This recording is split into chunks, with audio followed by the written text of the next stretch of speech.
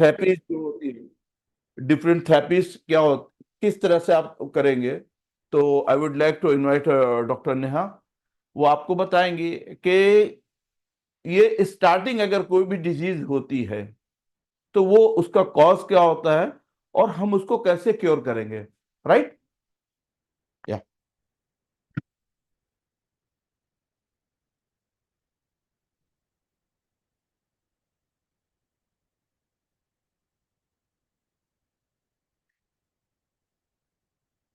Good evening, everyone. I am Dr. Neha Mishra. I am a sports physiotherapist by profession. And today I'll be talking about cervical spondylitis. So, कितने लोगों को cervical spondylitis के बारे में पता है? किसी ने ट्रीट किया हो या किसी ने उसको सफर किया हो या घर में किसी ने सर्वाइकल नेक पेन के वजह से बहुत ट्रबल झेला है या कौन से लोगों में ये बहुत ज्यादा कॉमन होता है? Any idea? Good evening Neha ji. Good evening. जी, हमने कुछ कोशिश की है कुछ पेशेंट्स को सर्वाइकल की आजकल कॉज ऑफ मोबाइल एडिक्शन जितना भी है उसमें कम एज के बच्चों में से लेकर बड़े लोगों को भी, और रॉन्ग पोस्चर वगैरह यूज सिस्टम वर्क या फिर long pillow hard pillow use करने की वजह से भी नेक पेन और from neck pain to shoulder pain and hand pain भी देखा है।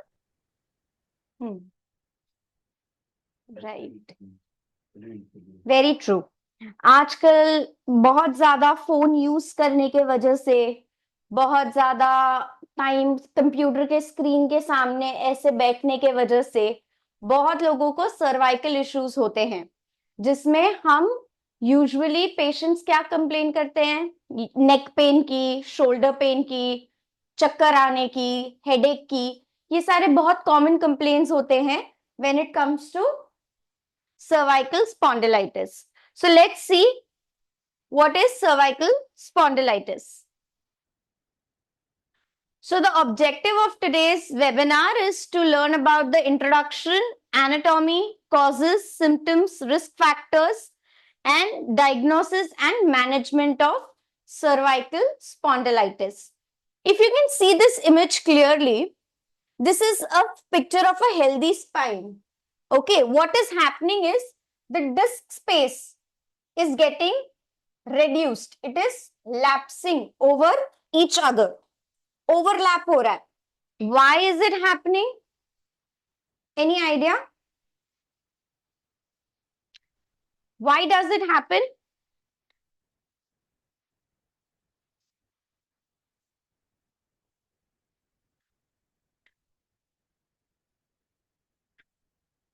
Tell me, anybody. Let's keep it very interactive so that we can learn. We are not here to attend the lecture, but we are here to discuss a condition.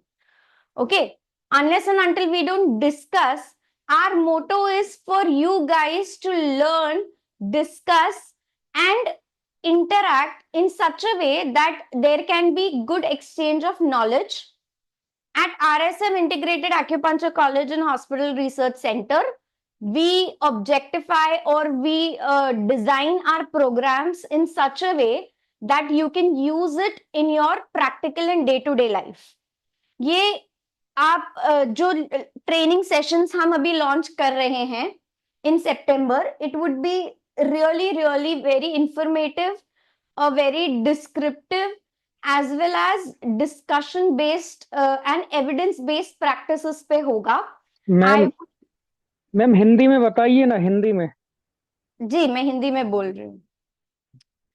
तो ये सारी चीजें आप जब सीखेंगे प्रैक्टिकल सेशंस में, चाहे वो टेपिंग टेक्निक हो, क्रायोप्रैक्टिक टेक्निक हो, नीडलिंग हो, एक्यूपंक्चर हो, टेंस का मशीन कैसे यूज करते हैं, हिजामा कैसे करते हैं, कपिंग कैसे करते हैं, ये सब आप जब सीखेंगे तो आप इसको एविडेंस बेस्ड प्रैक्टिस के तौर से या एविडेंस बेस्ड प्रैक्टिस के हिसाब से आप आपके क्लिनिकल प्रैक्टिसेस में यूज कर पाएंगे। So I hope to see everybody there who are attending today's session.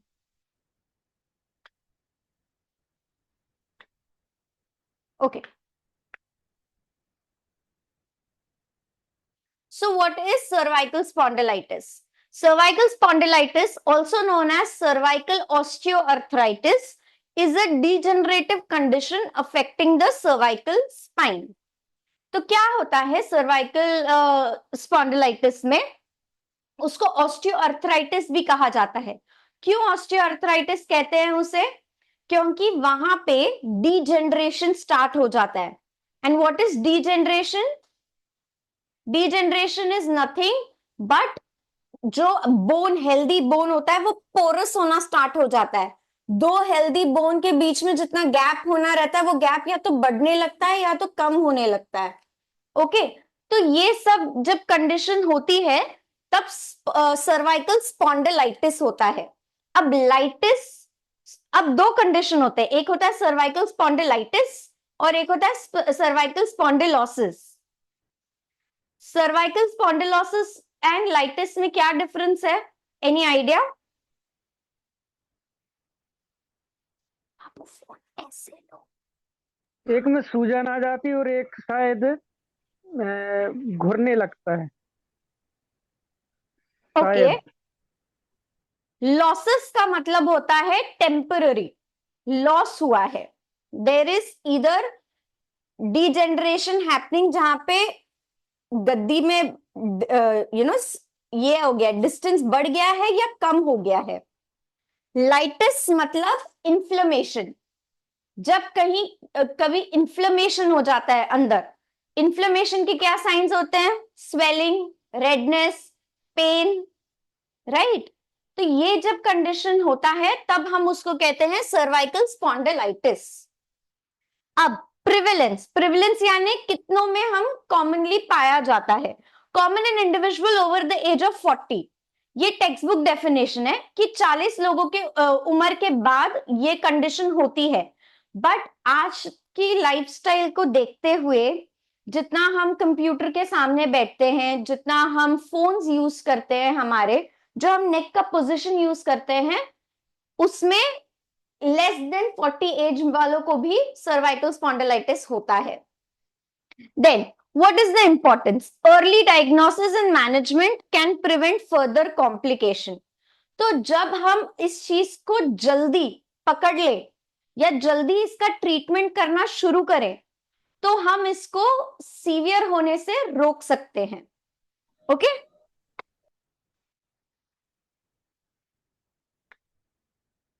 Okay, so let's talk about cervical anatomy. तो सर्वाइकल में कितने वर्टेब्रास होते हैं? फॉर एग्जाम्पल 7 होते. हाँ, ये आपका वर्टेबल कॉलम है. This is spinal cord, right. So starting from C1 to C7 is cervical spine. Then from T1 to T12 you have thoracic. From L1 to L5 you have lumbar. Then the next 5 are sacrum and the last fused spine is known as coccyx. तो first 7 spine में अगर कोई problem हो तो वो cervical issue में count होता है. या तो वो सर्वाइकल स्पॉन्डिलाइटिस हो सकता है, सर्वाइकल स्पॉन्डिलोसिस हो सकता है, या सर्वाइकल रेडिकुलोपैथी हो सकती है for that matter. Now the joint between two spine, spinous process है ये, इन दोनों के बीच का ये जो जॉइंट है इसको कहते हैं फैसेटल जॉइंट या फैसेट जॉइंट. अब ये दो स्पाइन के बीच में एक कुशन होता है. ओके, इस कुशन को हम कहते हैं intervertebral disc. Why do we have an intervertebral disc? ताकि दो स्पाइन एक दूसरे से रगड़े ना. बिकॉज अगर दो स्पाइन एक दूसरे से अगर फ्रिक्शन में आते हैं, they are made up of calcium and phosphorus. तो हमारा जैसे चौक कैसा होता है बोर्ड का, कैल्शियम के पार्टिकल्स गिरते हैं ना, वैसे ही हमारी हड्डियां भी घिसती हैं. तो उसको प्रिवेंट करने के लिए we have something called as intervertebral disc. Okay, Then if we see a cervical vertebrae, this part, this C shape is called as lamina. This center part is central canal. Now central canal से क्या होता है? Important arteries, veins, nerves pass होती हैं. Okay. Then we have pedicles. Okay. This is the vertebral body. इसके ऊपर होता है intervertebral disc. Then this is called as transverse foramen, जहां से नर्व पास होके डाइवर्ट होती है. Okay, so this is anatomy of cervical spine.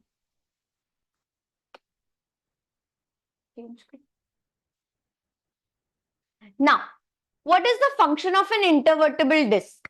Disc act as a cushion or a shock absorber between the two vertebrae. They maintain flexibility while allowing the neck to move in various directions. Okay. This is intervertebral disc. This disc provides shock absorption. So if you are jumping from a height, okay, तो body को absorb करता है, shock absorb करता है. If I can show you 1 second. So this is a spine. If you see this red part is the intervertebral disc. अगर कोई jump करे, if you see spine पे कैसे जोर पड़ रहा है, तो अगर ये और ये बोन के बीच में अगर ये इंटरवर्टेबल डिस्क नहीं रहेगा तो होंगे और दोनों बोन फ्रैक्चर हो सकते हैं. Intervertebral disc acts as a shock absorber. So if whenever there is jump or whenever there is serious movement और बहुत ज्यादा जोर से कोई मूवमेंट हो रही है, तो दोनों स्पाइन के बीच में ये प्रोटेक्ट करता है. इसका ये फंक्शन होता है. Then it enables smooth movements of the cervical spine by reducing friction between the bones. The gel-like nucleus pulposum within the disc allows compression during movement and returns to its shape afterwards. अब stability में क्या होता है? Disc maintains the space between the vertebrae, preventing the bone from rubbing against each other. जैसे मैंने आपको बताया, intervertebral disc allow नहीं करता दोनों बोन को एक दूसरे से फ्रिक्शन में आने के लिए, बिकॉज अगर वो एक दूसरे से रब होंगे so they will lose out the calcium and phosphorus, वो ऑस्टियोपोरोटिक होना स्टार्ट हो जाएंगे. Okay, and what are the movements of cervical spine? Neck के कौन से मूवमेंट्स होते हैं? One is flexion, that is moving your head down. One is extension, lateral rotation, lateral flexion, and complete rotation. Okay, so ये सारे movement हमको spine cervical spine से मिलते हैं. Next,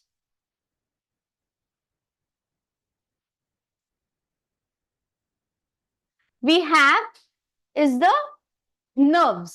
What are the function of nerves? The cervical spine houses nerve roots that exist the opening through the foramen opening between the vertebrae.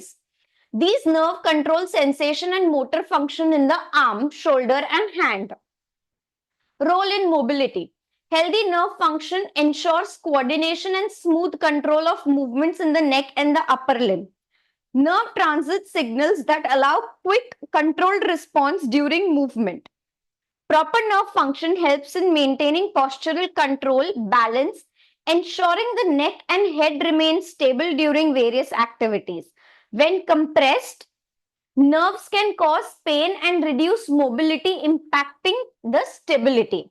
Now, जब cervical spondylitis होता है, तो हमारा जो distance होता है between the two spine कम हो जाता है. अब जब वो कम होगा, अगर आप ये पोस्टीरियरली अगर आप ये स्पाइन देखते हैं, ये एक नॉर्मल डिस्टेंस है, ठीक है. अगर ये डिस्टेंस कम होगा तो ये जो नर्व है जो यहां से पास हो रही है वो कहीं ना कहीं कंप्रेस होने लगेगी, कहीं ना कहीं दबने लगेगी। और जब वो दबेगी तो क्या होगा, हमारे मूवमेंट्स, हैंड फंक्शन, नेक फंक्शन, शोल्डर फंक्शन में इफेक्ट होगा। अब क्यों इफेक्ट होगा? क्यों? क्योंकि ब्रेन से जब स्पाइनल कॉर्ड आता है, वहां से ब्रेकियल प्लेक्सिस पास होता है। ठीक है, ब्रेकियल प्लेक्सिस जब पास होता है, वो यहां से सर्वाइकल से डिवाइड होके आपके अपर लिम्ब में जाता है, और जब वो नीचे जाता है थोरासिक लंबार के नीचे, तब वो लोअर लिम्ब में सप्लाई करता है। तो any form of compression in the spine can lead to nerve problem. कभी कभी हाथ में मूंगियां आने लगेगी, बहुत टाइम होगा कि हाथ सुन्न पड़ जाएगा, नमनेस आती है, पेन होगा, मूवमेंट करने में पेन होगा, नेक आप स्टेबल ही नहीं रख पाओगे अगर आपका नर्व फंक्शन प्रॉपर नहीं है तो। Okay,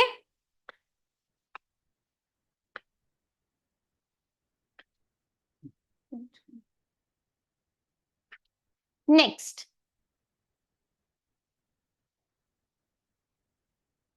we have is the facet joint. Facet joint are small joint between each pair of cervical vertebrae, providing both stability. They guide and limit the movement of the spine, allowing controlled motion like turning head. So this is facet joint. Like I said, the joint between the spinous process. अब ये क्यों होते हैं? ताकि आप आपका head properly move कर सको। जैसे अगर ये फैसेट जॉइंट्स है तो ये ग्लाइडिंग मूवमेंट करते हैं। When they provide a gliding movement, तो आपका नेक टर्न होता है, रोटेट होता है, up and down, sideways, upwards. The role in mobility, facet joints enable controlled and fluid neck movement such as bending, twisting without excessive strain on the spine. They prevent excessive motion that could damage the spinal cord or nerve root. अब क्या होगा, अगर ये facet joints नहीं होंगे तो spine बहुत ज्यादा एक्सेसिव मूवमेंट ले लेगा, और जब वो एक्सेसिव मूवमेंट लेगा तो आपका जो नर्व रूट है, या तो वो दब जाएगा, डिजेनरेट होने लगेगा, या तो वो कट भी सकता है। ओके,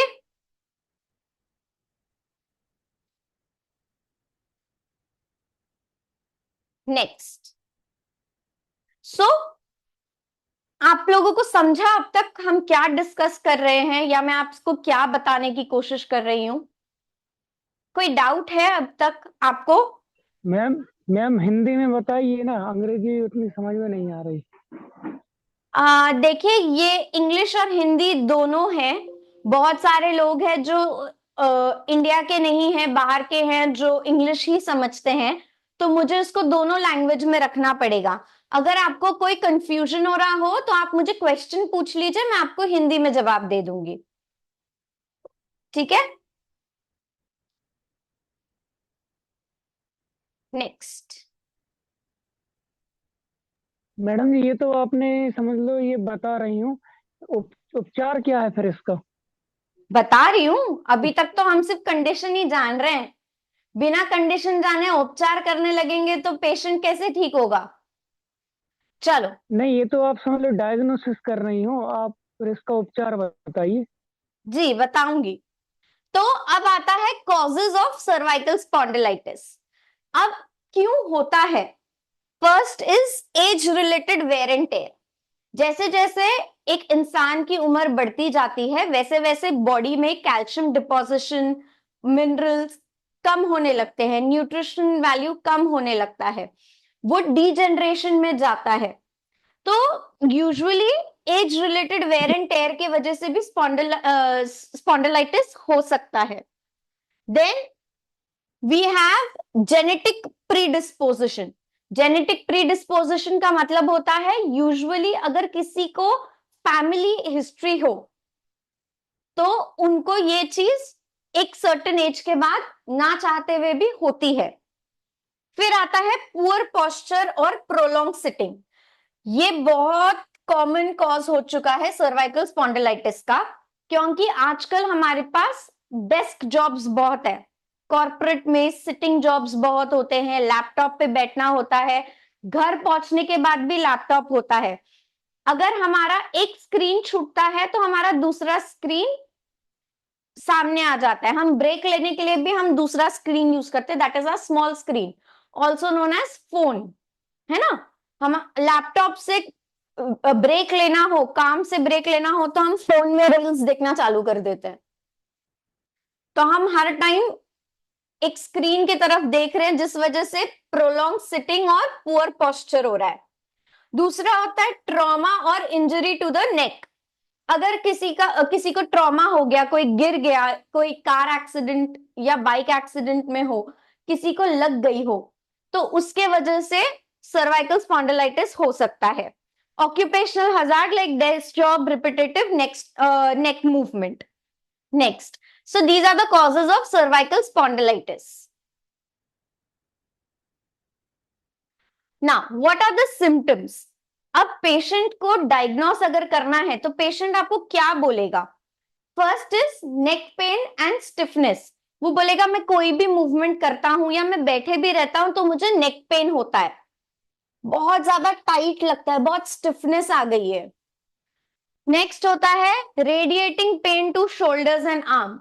वो बोलेंगे एक टाइम के बाद यहाँ का पेन नीचे जाता है, हाथों में आता है, उंगलियों तक। नमनेस और टिंगलिंग इन लिम्स, हाथों में मुंगियां आनी, फिंगर्स में मुंगियां आती हैं। Reduced range of motion. Reduced range of motion का मतलब होता है नेक का जो मूवमेंट होता है वो कम हो जाना। Then headaches, usually neck pain headache later stages में हेडेक तक जाता है। What are the risk factors? Ageing, sedentary lifestyle, excessive smoking, obesity, previous neck injuries. Next.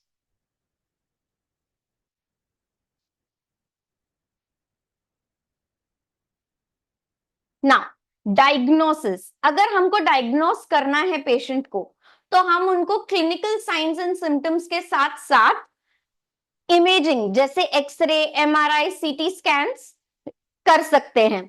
Clinical examination में हम क्या क्या देखेंगे? पेशेंट का range of motion, tenderness, muscle strength test, muscle में कितनी ताकत है, कितनी नहीं है।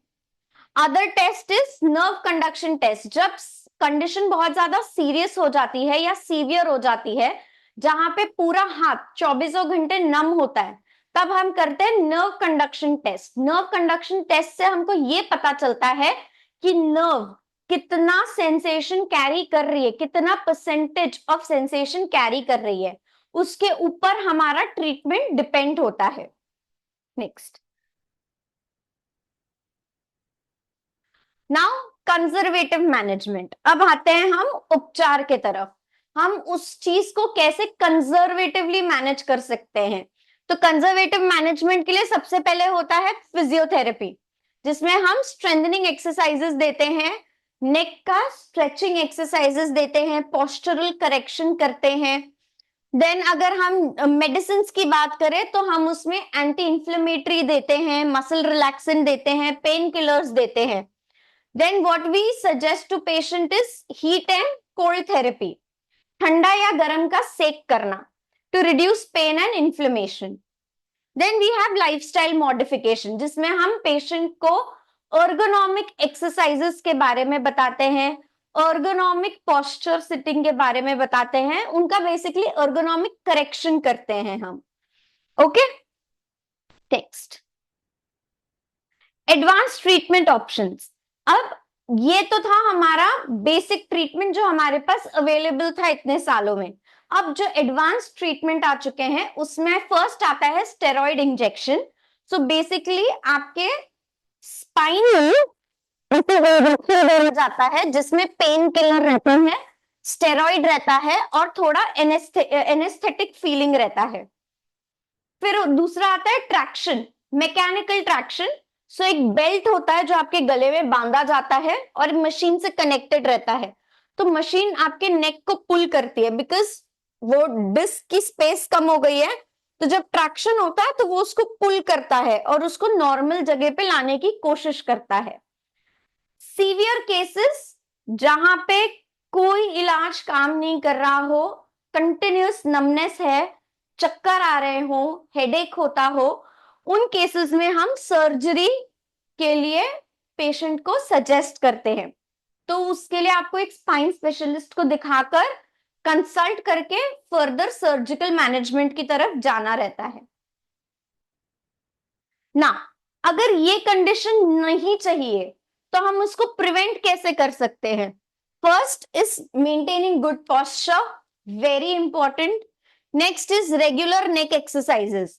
It is not necessary, compulsory नहीं होता कि आपको अगर कंडीशन है तो ही आप नेक के एक्सरसाइज करो। अगर आप कॉन्स्टेंटली काम कर रहे हो लैपटॉप के सामने या फोन में आपका काम है या कॉन्स्टेंटली आपको नेक पेन रहता है, तो हर 2-3 घंटे पे ब्रेक लेके सिर्फ नेक के मूवमेंट्स करना है ताकि नेक एक्टिव रह सके। अगर जब नेक एक्टिव रहेगा तो ये कंडीशन होने के चांसेस कम हो जाते हैं। Taking breaks during prolong sitting और desk work, like I said. ergonomic workplace setup, ergonomic correction करना, जैसे लैपटॉप को आपके आंखों के सामने के हाइट पे रखना, आपका चेयर का हाइट और आपका पैर का हाइट मैच हो ताकि आपका पैर जमीन पे टिके। तो ये सारे ergonomic करेक्शंस करने की भी जरूरत है। अवॉइड हेवी लिफ्टिंग, जहां आप हेवी लिफ्टिंग अवॉइड कर सकते हो वहां अवॉइड करो, नहीं कर सकते हो तो उसे प्रॉपर तरीके से करो ताकि कोई ट्रॉमा आपके नेक को हिट ना कर सके। ओके, तो ये सारे होते हैं प्रिवेंटिव मेजर्स। नेक्स्ट, सो ये कुछ कॉमन एक्सरसाइजेस है जो हम फिजियोथेरेपी में पेशेंट्स को रेकमेंड करते हैं। First is chin tuck. Basically you tuck your chin inside, then neck tilt, stretches, neck turns, neck rotation, shrug, isometric extension, isometric flexion। ठीक है, तो ये बेसिक एक्सरसाइजेस है जो हर कोई अगर इंसान करे, चाहे कंडीशन हो या ना हो, तो आपका स्पाइन हेल्दी रहेगा। तो कोई क्वेश्चन है मेरे लिए तो आप पूछ सकते हो। मैडम जी, जी क्वेश्चन ये है जी, कि इस जैसे एक्यूपंक्चर में डिग्री कोर्स होता है क्या आपके कॉलेज में? हाँ जी, होता है। डिग्री कोर्स की बात कर रहा हूँ। उसकी आपको फीस ये सारे कितनी है? आंसर्स आपके सर करेंगे। आपको सर्वाइकल स्पॉन्डिलाइटिस के ऊपर अगर कोई क्वेश्चंस है तो आप मुझे पूछ सकते हैं। कोर्स रिलेटेड जो भी क्वेश्चन है, सर क्या अभी आपके ज्यादा साथ जुड़ेंगे। क्या ज्यादा एसिड बढ़ने से भी स्पॉन्डिलाइटिस हो सकता है क्या? जी, हो सकता है। मैडम जी, मतलब अपना एसिड और एल्कलाइन बैलेंस रहना चाहिए ना? जी, उसका बैलेंस का और सर्वाइकल मस्कुलर इश्यूज का कोई कनेक्शन नहीं होता सर। एसिडिक बैलेंस से या एसिड रिफ्लक्स से आपको स्टिफनेस आ सकती है for a time being, that is temporary, but वो सर्वाइकल स्पॉन्डिलाइटिस नहीं दे सकती आपको।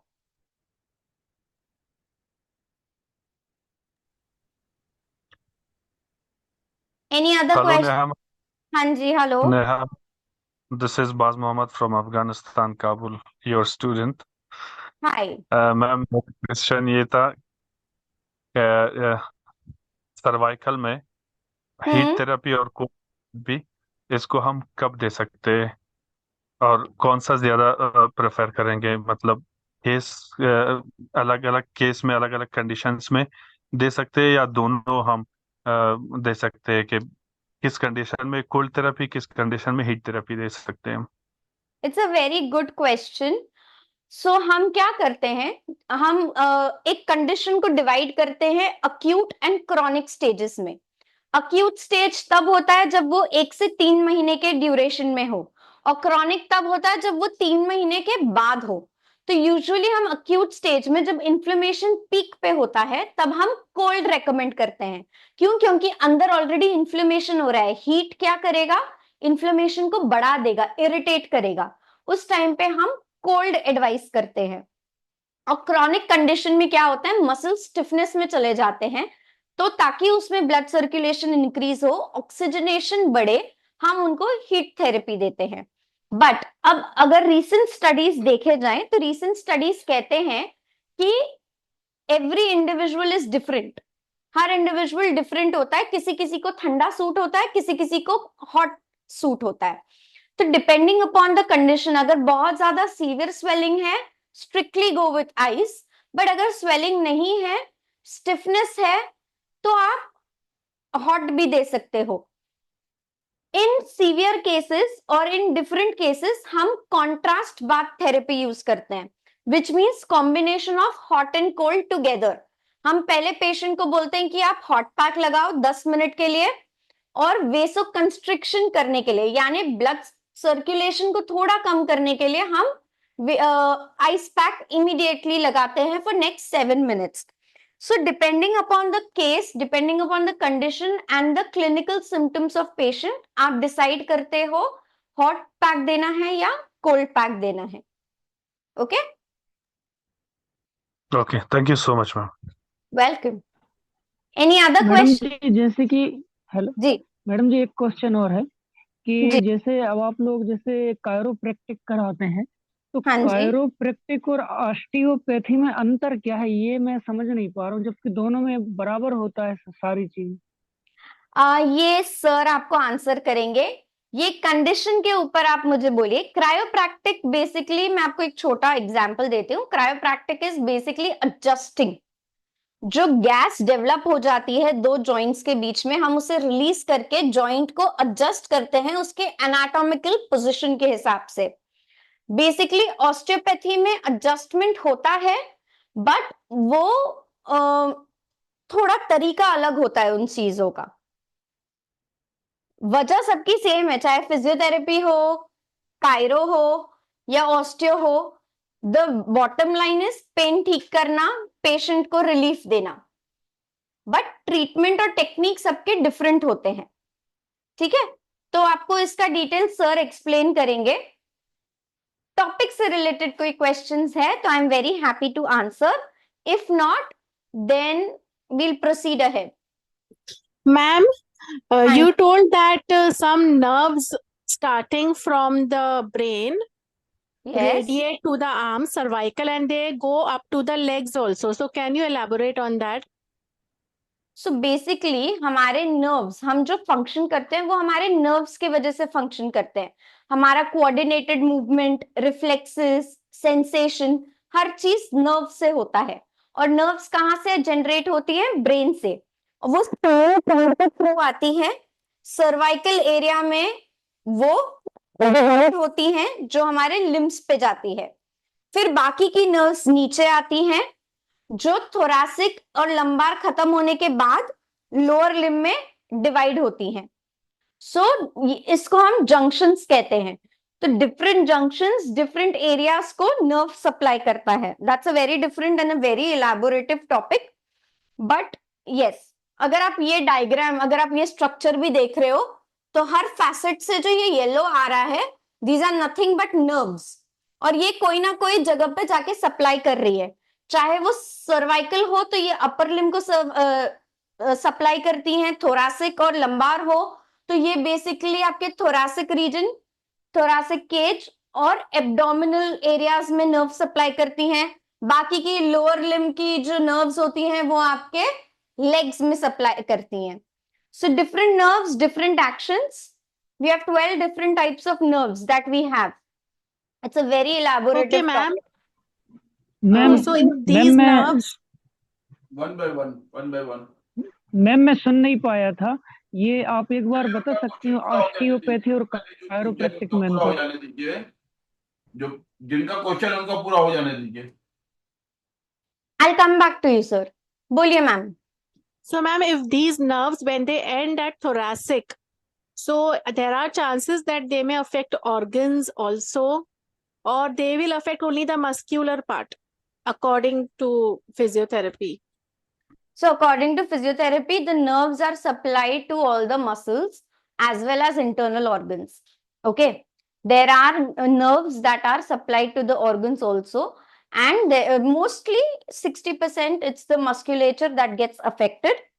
रेस्ट इंटरनल ऑर्गन्स, जैसे फॉर एग्जाम्पल अगर आपका कोई स्पाइनल कॉर्ड इंजरी होती है तो यूरिनरी इनकॉन्टिनेंस हो जाता है, विच मीन्स आपका ब्लैडर इफेक्ट हो गया है। आपको वॉशरूम चाहे वो पीइंग हो या डेफिकेटिंग हो उसके सेंसेशंस नहीं रहते, वो ऑटोमेटिकली निकल जाता है, ऑटोमेटिकली लार चूने लगती है। So these are all what, these are all affecting the internal organs. So yes, nerves also affect the internal organs if damaged. Okay, thank you, ma'am. You're welcome. Anyone else? Ma'am मैं ये पूछ रहा हूँ कि osteopathy और chiropractic में अंतर। Sir मैं ऑलरेडी इस चीज का जवाब दे चुकी हूँ, तो मैम मैं आप सुन नहीं पाया था। बाद में रिकॉर्डिंग को रेफर कर लीजिएगा। Anyways, thank you everybody for listening to me. मैं आप सबसे यही गुजारिश करूंगी कि आप हमारे अपकमिंग प्रैक्टिकल सेशंस अटेंड कीजिए, क्योंकि ऐसे ही बहुत सारे कंडीशंस को हम सीखेंगे, उन्हें ट्रीट करने के अलग अलग तरीके सीखेंगे। जैसे हम टेपिंग सीखेंगे, हम कपिंग थेरेपी सीखेंगे, हम नीडलिंग सीखेंगे। It's a 5 days practical session. We'll learn cryopractic techniques, cupping therapy, kinesiology taping, ultrasound therapy, shockwave therapy, laser therapy. So ये सारे various types of treatments आपको सीखने का चांस मिलेगा in this 5 days, and all the practical training will be conducted by well educated or well certified practitioners. I am one of them. I would be taking the class on taping. So I am really excited to welcome you all. Please आइए, practical sessions attend कीजिए and आपके practice को और ज्यादा improve कीजिए। Ma'am ma'am fees कितनी है? Fees ये सब डिटेल्स आपको सर अभी बता रहे हैं। कोई और क्वेश्चन है तो मुझे बताइए। Ma'am can you explain like traction therapy? मैंने सुना है कि ट्रैक्शन में क्या लॉजिक है कि when you create the distance between the two joints, so the cartilage comes back. This is roughly what someone told me. So for can you explain example, that? I'll tell you. So for example, this is your spine and if there is less distance, so अगर मेरा cartilage, if अगर आप देख रहे हो, अगर मेरा disc aligned नहीं है तो मेरा कार्टिलेज बाहर आता है, इंटरवर्टेबल डिस्क बाहर आ जाता है। इंटरवर्टेबल डिस्क जब बाहर आ जा रहा है तो मेरा नर्व रूट कहीं ना कहीं दब रहा है। तो ट्रैक्शन क्या करता है, ये जो दबा हुआ स्पाइन है उसको ऊपर खींचता है। जब ऊपर खींचता है तो एक जगह बनती है ताकि जो डिस्क जिस जगह से आगे या पीछे की तरफ या साइड की तरफ बाहर निकला है उसे चांस मिले अंदर जाने का, ताकि वो नॉर्मलाइज हो सके। और जब वो डिस्टेंस क्रिएट होता है तो नर्व रूट जो है उस पे कंप्रेशन जो था वो रिलीज होता है, और जब वो रिलीज होता है तो आपका नमनेस, जो मूंगियां आती हैं, वो कम हो जाती हैं। So traction is very useful in those cases. Okay, Even ma'am if there is disc को ही complete loss of cartilage. One by one. cartilage is not present in spine, that is intervertebral disc. Cartilage is present in joints. Yeah. So traction is done for that also, na? No, ma'am. Traction is done for spine. Other Okay. traction is also known as manual traction, that is done by physiotherapists to create joint space to improve the range of motion or to reduce pain. That is a very different technique. Yes. As you told right now, to create joint space. Right. So that will help the cartilage come back in complete cartilage loss. No, ma'am. No, Cartilage okay. once lost is lost because it doesn't have a blood supply of its own, जिस वजह से वो redevelop नहीं होता। Okay. Thank you, ma'am. Ma'am disc को ही cartilage बोलते हैं क्या? इंटरवर्टेबल डिस्क और कार्टिलेज थोड़े अलग होते हैं बट फंक्शन सेम होता है उनका। आप ये सब जो डाउट्स है, ये सारे जो कंफ्यूजन है, आप रियली क्लियर कर पाएंगे जब आप हमको मिलेंगे सितंबर में, बिकॉज आप ये सारी चीजें बहुत अच्छी तरीके से सीख पाएंगे इन डिटेल। बिकॉज ये छोटे छोटे वेबिनार्स में हमारे पास इतना टाइम नहीं होता कि हम क्लैरिफाई कर पाए या आप तक सही इंफॉर्मेशन कंप्लीट तरीके से पहुंचा पाए। And as you know, half knowledge is dangerous, तो आई वुड रेकमेंड यू कि आप आइए, हमसे सीखिए, हमारे साथ डिस्कशन कीजिए। जो अगर आपको आता होगा तो हम सीखेंगे और जो हमें आता है हम आपको सिखाएंगे। Okay, thank you everybody, it was great to see you all. I will now ask sir to continue. Thank you so much. Thank you. Yeah. Neha madam, हम भी बहुत एक्साइटेड हैं आपसे मिलने के लिए, हम लोग वहां पहुंचेंगे इंशाल्लाह। बिल्कुल बिल्कुल बिल्कुल, आइए। या अभी आप लोगों ने सुना सर्वाइकल स्पॉन्डिलाइटिस कॉज क्या है। कॉज क्या है, इसमें बहुत सारे लोगों को पता होता है कॉज क्या है, और बहुत सारे लोगों को नहीं पता होता कि इसका कॉज क्या है। डॉक्टर के पास जाते हैं, ट्रीटमेंट लेते हैं, लेकिन उनको कॉज न पता होने की वजह से वो प्रिवेंशन उसका नहीं कर पाते हैं। तो यहाँ पे जो हम लोगों ने प्रैक्टिकल ट्रेनिंग जो इसमें कैरोप्रैक्टिक का रखा है, ये pain for the pain management. Body के अंदर जो पेन है, जब वो सर्वाइकल का हो, लंबर में हो, स्पाइन हो, ज्वाइंट हो, है, या किसी भी तरह का कोई भी पेन अगर है बॉडी के अंदर, तो आप उसको कैसे ट्रीट करेंगे। तो इसके अंदर जो आप ये यहाँ पे 25 से 29 ये 5 डेज का जो प्रैक्टिकल ट्रेनिंग है, इसके अंदर जो कैरोप्रैक्टिक है, कैरोप्रैक्टिक, तो कैरोप्रैक्टिक का मेन मोटिव क्या है, what is the motive of pain, मतलब हम ये क्यों सीखे, can you tell me anyone?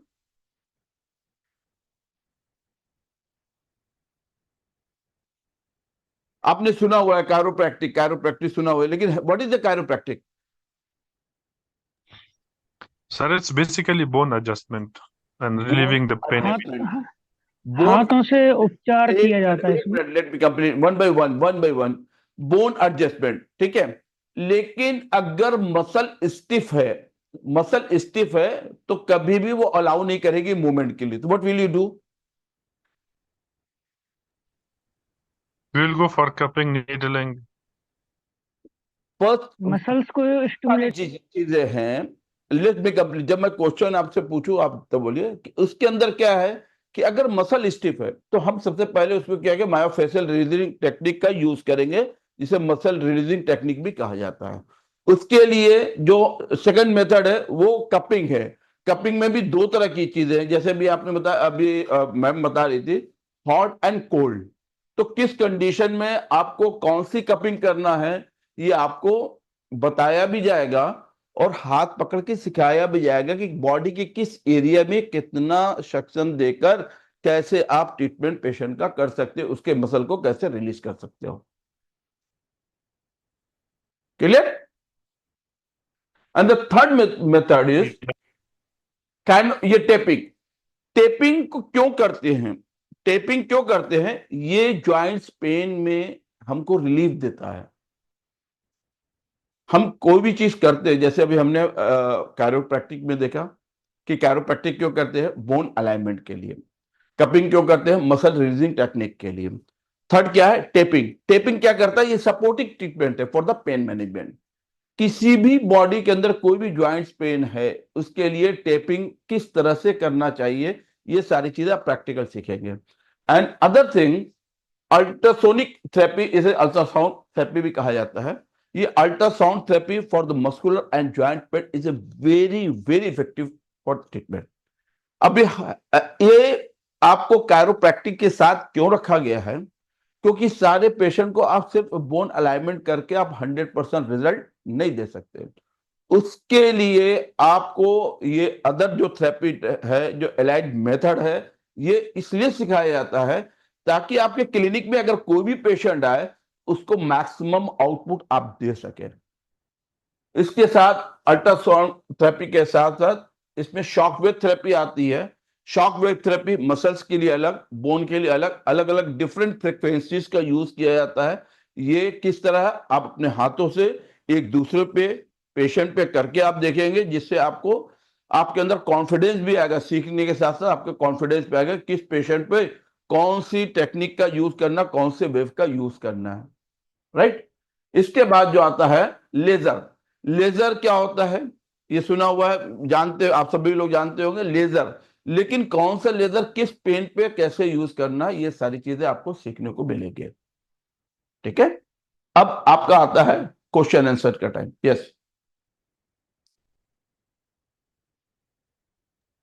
Hello. Sir osteopathy और कायरोप्रैक्टिक में अंतर बता दीजिए। आप वहीं पे रुके हुए हैं, आप आइएगा, यहां पे बता देंगे मुंबई। सर मैं एमपी नरसिंहपुर से हूँ। अभी ऐसा है ना कि हैदराबाद से भी आ रहे हैं। अभी वो मिस्टर बास खान वो आया था अफगानिस्तान से इसके पहले ट्रेनिंग में।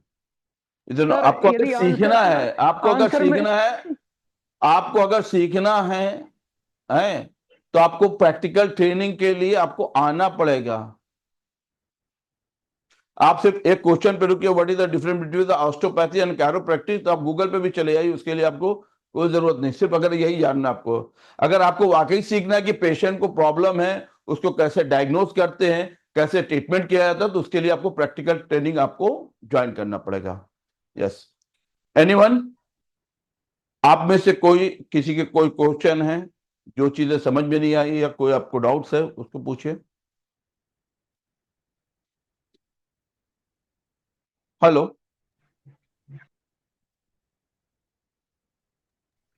सर ये 5 दिन की ट्रेनिंग में क्या डिप्लोमा कुछ मिलेगा क्या? 5 दिन में डिप्लोमा नहीं होता भाई, 5 दिन की प्रैक्टिकल ट्रेनिंग है। 5 दिन का आपको जो प्रैक्टिकल ट्रेनिंग है उसका आपको सर्टिफिकेट मिलेगा। फिर उस सर्टिफिकेट से चला सकते हैं क्लिनिक अपना? आप, अरे पहले आप आइए सीखिए। आप क्लास 1 में जाते हैं बच्चे का एडमिशन कराने, तो वो बच्चा जब तक से वो 12th में नहीं आता वो,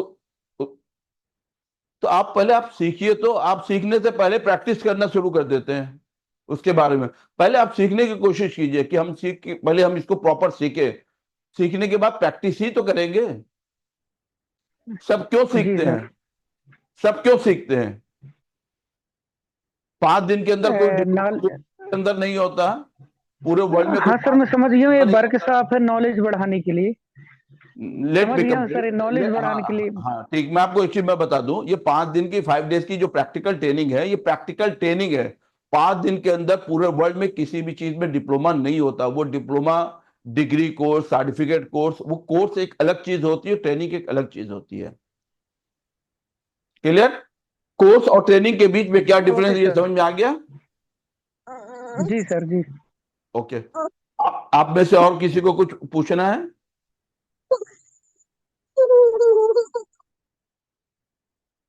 हेलो। सर, बाज मोहम्मद खान काबुल से। सर या, मैं ये पूछा, कोर्स मैंने किया, हाँ कायरोप्रैक्टिक मैंने किया, और दूसरा कोर्स भी, ये जो कोर्स अभी आप बता रहे हैं जो 25 सितंबर को स्टार्ट हो रहा है, हाँ। ये उससे डिफरेंट है? नहीं, जो आपने 4 डेज का किया हुआ था, अभी उसके अंदर आपने, चूंकि टोटल आपने 11 डेज का किया था, राइट? यस। तो अभी वो आगे जो कोर्स होगा उसमें एक्यूपंक्चर, मॉक्सीबस्चन, कपिंग, वो सारी चीज, ये सिर्फ स्पेशली जो 4 दिन का ये कोर्स था, उसको हम लोगों ने इसको और एबुलरेट करके 5 डेज का कर दिया। तो वही सेम चीज है। हाँ, ये है कि अगर आप इसके लिए रिज्वाइन करते हैं तो आपका आपका डाउट और क्लियर होगा, आप और को अच्छा समझ में आएगा, प्रॉपर वे में और समझ में आएगा। जी हाँ सर, क्योंकि मैं अभी काबुल में हूँ, आई थिंक 3-4 दिन बाद मैं आ रहा हूँ, इंडिया, दिल्ली आ रहा हूँ। ओके, तो मुझे अटेंड करना है, इंशाल्लाह मैं कोशिश करूंगा मैं आ जाऊँ अटेंड करने। ठीक है। अब आप ये देखिए, ठीक। ये काबुल से सीखने के लिए आ रहे हैं और इन्होंने ऑलरेडी वो 11 डेज का प्रैक्टिकल ट्रेनिंग किया हुआ है। जो मैंने सर लास्ट कोर्स जो किया 11 डेज का, उसमें सर मैंने बहुत कुछ सीखा। और ये 4 डेज में भी मुझे फिर से और सीखने को मिलेगा। और ये जो 5 डेज, आप, ये 5 डेज का ये, या बहुत कुछ मैंने सीखा। और यहाँ पे भी मेरे काफी पेशेंट्स है और सब सेटिस्फाइड है, और माशाल्लाह से अच्छा हीलिंग आ रहा है सबको। ओके, या तो ये जो चीजें हैं, ये देखिए एजुकेशन, इसको आप जितना आप इसको सीखेंगे उतना आप ये डीप नॉलेज आपको होगी, राइट? Yes sir. या हाँ बोलिए, या मैम, हेलो। हाँ बोलिए मैम। हेलो, आप में से किसी को कोई क्वेश्चन है, कोई डाउट्स है, कुछ पूछना है? मास्टर डिग्री के लिए क्या करना पड़ेगा? हमारे क्या ऐसी कोई भी डिग्री नहीं होती, अभी ये 5 दिन की प्रैक्टिकल ट्रेनिंग है। आपको डिग्री चाहिए, आप ऐसे इंस्टीट्यूट को पकड़िए जहां पर डिग्री दी जाती है। यहाँ ना मास्टर डिग्री होती है, ना डिप्लोमा डिग्री होती है। ये सब जो चीजें हैं जो आपको होता है, ये वैलिड आपको ट्रेनिंग दी जाती है। कॉलेज जिस चीज के लिए अथॉराइज है वही चीज आपको दी जाएगी। आपको यहाँ पे प्रॉपर ट्रेनिंग दी जाती है, वो मास्टर डिग्री नहीं होता। वर्ल्ड के अंदर हमेशा याद रखिए, सर्टिफिकेट कोर्स होता है, डिप्लोमा होता है, पीजी डिप्लोमा होता है और डिग्री होती है। ये 4 कोर्स होते हैं। तो अभी कायरोप्रैक्टिक एसोसिएशन ऑफ इंडिया, उसके जो मेंबर है वो भी हमारे के एज ए लेक्चरर हैं, डॉक्टर तन्मय शिंदे, इसके पहले वो लाइव वेबिनार में थे। तो अभी जो भी होगा वो काउंसिल जो होगी, जो एसोसिएशन होगा, उससे जो हमको परमिशन मिलेगी, हम वही चीज आपको दे सकते हैं। अभी जैसे महाराष्ट्र एक्यूपंक्चर काउंसिल है, वो डिप्लोमा कोर्स के लिए आगे अब इसके कॉलेजेस खुल रहे डिप्लोमा कोर्स के लिए, तो वो आपको डिप्लोमा इन एक्यूपंक्चर मिलेगा। वो आप काउंसिल डिग्री नहीं दे सकती है। तो काउंसिल की भी एक अपनी लिमिटेशन है कि वो डिप्लोमा करा सकता है तो वो डिप्लोमा ही कराएगा। कॉलेज ने जो एफिलिएटेड वही डिप्लोमा कराएगा, वो डिग्री नहीं करा सकता, राइट? जी। तो आई थिंक आज का हमारा सेशन एंड हो गया। यस, हाँ, या अगर सर एक्स्ट्रा कुछ ट्रेनिंग और लेना चाहेंगे तो रुक के ले सकते हैं वहाँ पे? हाँ बिल्कुल, यहाँ 5 पे दिन के। खाने पीने सारी सुविधा सब कुछ है। ये नंबर आपका स्क्रीन पे दिया हुआ है, इस पे आप कांटेक्ट कर लिए, आपको रहने की, खाने पीने, ट्रेनिंग सारी सब कुछ मिलेगा। Yes, anyone? No thank you. आप में से और किसी को कुछ पूछना है मैम या सर, किसी को कुछ भी पूछना है? सर इन 5 दिनों की ट्रेनिंग के बाद क्या कोई हाँ प्लेसमेंट असिस्टेंट भी है क्या? जी, कहीं आप लगा सकते हैं अगर हम अच्छा सीखते हैं तो?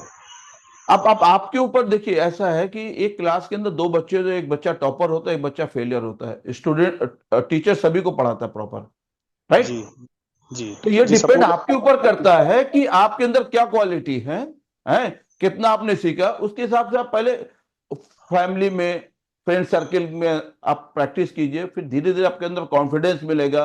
आपको फिर वापस रिज्वाइन अगर करना है, अगर नहीं सेटिस्फाइड हो तो रिज्वाइन कीजिए, क्योंकि 5 दिन में कोई डॉक्टर नहीं बनता है।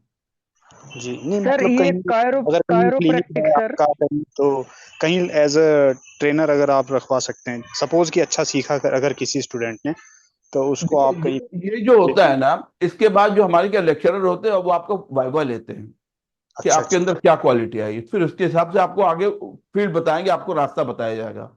मतलब चांसेस है। बिल्कुल जी सर ये कायरोप्रैक्टिक भारत में मान्य है क्या? जी हाँ, भारत से लेकर पूरे वर्ल्ड के अंदर मान्य है। सर मैं फिजियोथेरेपिस्ट हूँ और मेरा संस्था चल रहा है, उसके लिए रिक्वायरमेंट कुछ एक्स्ट्रा रहेगा, क्या अवेलेबल हो जाएगी? क्या? नहीं समझा, नहीं समझा। आप जैसे मैं फिजियोथेरेपिस्ट है तो जी फिजियोथेरेपिस्ट के जी लिए प्रैक्टिस तो बहुत अच्छा है ना। जी जी जी, तो मेरा प्रैक्टिस काफी अच्छी है, फील्ड वर्क भी हाँ मेरा काफी अच्छा है। अगर हाँ बाय द वे मुझे कुछ रिक्वायरमेंट आपकी जरूरी पड़ी तो क्या मुझे आपके तरफ से एक्स्ट्रा हेल्प मिल सकती है? हाँ, ये आफ्टर ट्रेनिंग बिल्कुल मिलेगी। अब ये ट्रेनिंग जो हमारी क्या आज से नहीं, 2003 से ये ट्रेनिंग चल रही है। आज हमारे वहाँ पे अब 21 साल से स्टूडेंट जुड़े, जो भी इनको हेल्प की जरूरत होती है आज भी मिलती है। हमारे जो भी एक्सपर्ट है वो देते हैं, फीडबैक देते हैं। जी थैंक यू सर। या okay guys, I hope you have enjoyed. ठीक है, तो अभी के लिए जो है आपका ये 15 ऑफ सितंबर तक ये जो है डिस्काउंट में है, 18,000 है फीस इसकी, और इसकी जो फीस, एक्चुअल जो फीस है वो 25,000 है। तो अभी आप अगर इसमें इनरोल करते हैं तो आपका 7,000 आपका सेफ होता है। तो जिनको इंटरेस्ट है, जिनको करना है, वो दिए हुए नंबर पे कांटेक्ट करें और ज्वाइन करें। सर ये 18,000 में ये खाना पीना रहना सब फ्री है क्या? नहीं नहीं, सब फ्री नहीं है, ये सिर्फ ट्रेनिंग फीस है। रहने के लिए आपको पे करना होगा। इसके अंदर आपको मील्स जो है वो ब्रेकफास्ट और लंच है, बाकी रात का खाना और स्टे आपका रहेगा। वो मैनेजमेंट जो है वो आपको पूरा सपोर्ट करेगी। नियर बाय में आपको मिनिमम प्राइस में मिल जाएगा।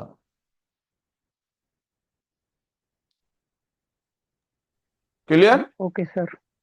ओके, जी गुड सर, जी। Night, thank you everyone. Okay, good night sir. धन्यवाद sir ji. Thank you, right sir. Thank you. Good night thank you sir. Sir.